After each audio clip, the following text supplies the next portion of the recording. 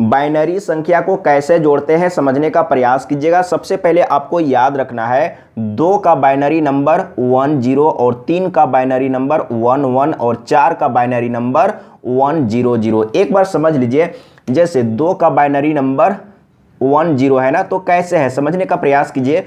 तो binary number में बदलने के लिए क्या करते हैं, 2 से डिवाइड करते हैं। तो 2 को 2 से डिवाइड करेंगे तो 2 एकम 2, शेष नहीं बचा ना, तो यहाँ पर 0 रखेंगे।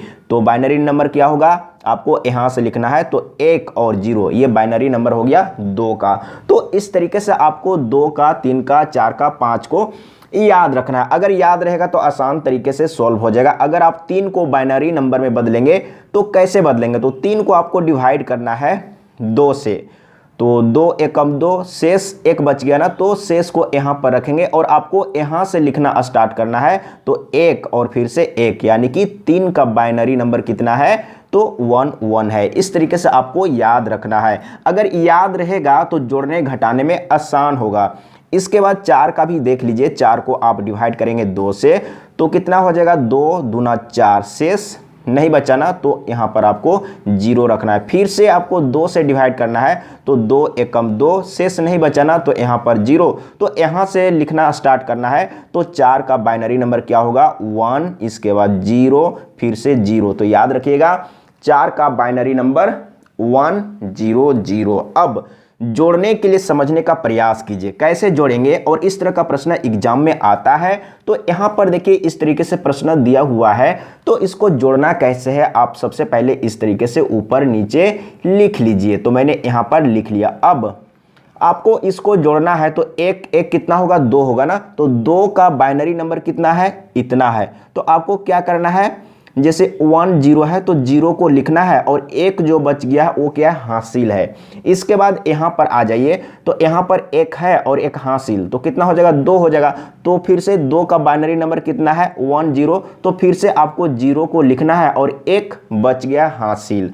अब यहाँ पर देखिए, यहाँ पर 1 1 2 हो जाएगा और 1 हासिल 3 हो जाएगा। तो 3 का बाइनरी नंबर कितना होता है, यानी कि 1 होता है। तो यहाँ पर आप 1 रख दीजिए। तो ये राइट आंसर आ चुका है, देख लीजिए। तो ऑप्शन में कौन सा ऑप्शन सही है, मैं एक बार मिला लेता हूँ। तो कितना है, 1100 यानी कि तीसरा नंबर ऑप्शन सही है। अब मैं एक प्रश्न लिख लेता हूँ, उसके बाद मैं डिस्कस करूंगा।